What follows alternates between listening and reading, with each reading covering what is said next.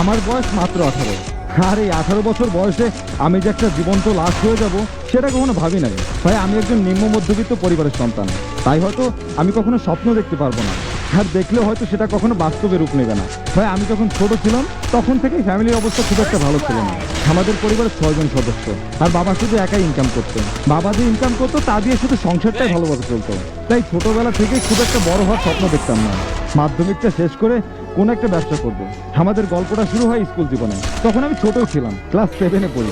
আমাদের বাড়িও ছিল একই গ্রামে। বয়সটা আবেগের ছিল, আর সেই আবেগ থেকেই ভালো লাগা, তারপর প্রপোজ করার 1 মাস পর ও রাজি হয়ে যায়। বিশ্বাস করেন ভাই, ও যেদিন রাজি হয় সেদিন ওকে আমি প্রথমে একটা কথা বলছিলাম, তোমার জীবনে আমি ছাড়াও আরো অনেক আসতে চাইবে, তারা হয়তো আমার থেকে সব দিক দিয়ে পারফেক্ট হবে। সেই দিন তুমি আমাকে ছেড়ে তাদের জীবনে যাবে না তো?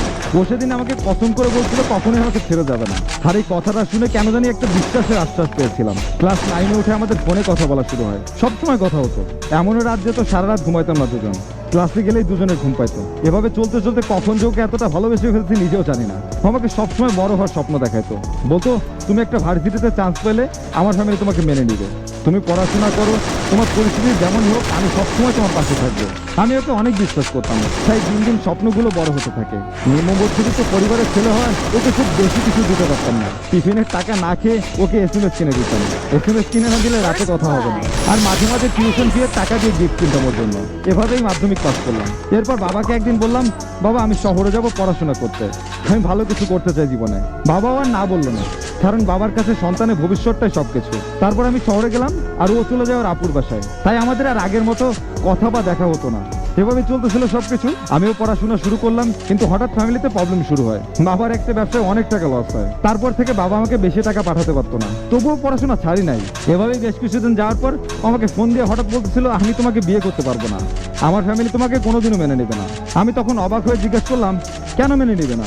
আমি তো ভালো কিছু করার চেষ্টা করতেছি, ভালো জায়গায় গেলে নিশ্চয়ই মেনে নেবে। অনেক বুঝালাম, কিন্তু বুঝতেছিলই না। ফোন নাকি ব্রেকআপই দরকার। আমি আর কিছুই বললাম না, শুধু দেখা করতে চাইলাম। ও রাজি হলো। কয়েকদিন পরে বাসায় আসলাম দেখা করার জন্য। বাসায় আসার সময় রাস্তায় দেখি বাবা ভ্যান চালাচ্ছে। কিছুক্ষণ অবাক হয়ে তাকিয়ে থাকলাম, আর ভাবতেছিলাম এটা কিভাবে সম্ভব। তাড়াহুড়ো করে বাসায় এসে মাকে জিজ্ঞেস করলাম, মা বাবা রাস্তায় ভ্যান চালাচ্ছে কেন? তখন মা কান্না করে বলতেছিল, তুই শহরে যাওয়ার পর আর টাকাগুলো নষ্ট হয়ে যাওয়ার পর একা সবকিছু সামলাতে পারতেছিল না, তোকে অনেক টাকা দিতে হয়, তোর ছোট ভাই বোনকে পড়াশোনা করাইতে হয়, তাই তোর বাবা এসব করতেছে। এসব শোনার পরে নিজেকে কেন যেন স্বার্থ করার অপরাধী মনে হইতেছিল। আজ আমার জন্য নিজের সম্মানটুকু সমাজের কাছে বিক্রি করে দিতে হলো। ভাবলাম পড়াশোনাটা বাদ দিব। তৎক্ষণাৎ আবার মনে হলো পড়াশোনা বাদ দিলে তাকে আর পাবো না। সবকিছু ভুলে পরের দিন ওর সাথে আমার দেখা হয়। ওকে সবটা দিয়ে বোঝানোর ট্রাই করি। অনেক কান্নাকাটি করলাম, পা ধরতে চাইলাম, আর বললাম থেকে যায়। আমার জীবনের সব থেকে খারাপ সময় এটাই। তুমি না বলছিলা আমার সব পরিস্থিতি তুমি সবসময় পাশে থাকবা, আজ কেন ছেড়ে যাচ্ছ? তুমি জানো না তুমি পাশে থাকলে আমার সবকিছু সহজ মনে হয়, তুমি চলে গেলে আমি এলোমেলো হয়ে যাব, বাঁচতে পারবো না আমি। আমার বাবা আমার জন্য ভ্যান চালাচ্ছে, তাতে আমার কোনো লজ্জা হচ্ছে না, বরং আমার গর্ব হচ্ছে। জীবনে এমন একটা বাবা পাইছি আমি। ভাই আমি ওরে বুঝাইতে পারি নাই কতটা ভালোবাসি ওরে আমি, আর কতটা দরকার ছিল এই সময়টাতে ওকে আমার পাশে। ও সেদিন আমাকে বলছিল, তুমি যদি আমার জন্য মারাও যাও তাতে আমার কোনো যায় আসে না, আমি তোমার পাশে থাকতে পারবো না, আর কখনো যোগাযোগ করবো না আমার সাথে। তারপর আমার ফোনটা নিয়ে নাম্বার ছবি যা ছিল সবকিছু ডিলিট করে দিয়ে চলে গেল। এরপর 1 মাস তার সাথে কোনো যোগাযোগ হয়নি। 1 মাস পর একটা ছেলে আমাকে ফোন দিয়ে বলতেছিল যে, ভাই আপনি ওরে আর বিশ্বাস করবেন না, আমরা কয়েক মাস থেকে সম্পর্কে আছি। কারে বিশ্বাস করলাম আমি? তার জন্য বাবাকে কষ্ট দিলাম আমি। তারপর আর নিজেকে গোছায় নিতে পারি না। হয়তো উৎসর্গ প্রেমিকগুলোর মতো আমিও নিজের জীবনটাকে উৎসর্গ করে দিতাম এতদিনে, হয়তো আজ এই গল্পটা লেখার মানুষটা থাকতো না। ভাই এই জীবনে কোনো কিছুই পেলাম না, না পেলাম প্রিয় মানুষটাকে, না পারলাম বাবা মার জন্য ভালো একটা সন্তান হইতে। শুধু চিনলাম সমাজের প্রত্যেকটা মানুষকে, প্রত্যেকটা রাত নিজেকে সান্ত্বনা দিই এই বলে যে একটা সময় সবকিছু ঠিক হয়ে যাবে ইনশাল্লাহ। মরে গেলে তো চলে গেলেনি, ওইখানে যাওয়ার রাস্তা আছে, কিন্তু ফিরে আসার কোনো রাস্তা নাই। আর প্রেম তো এমনিতেই পাপ, আর এই পাপের জন্য আবার সুইসাইড।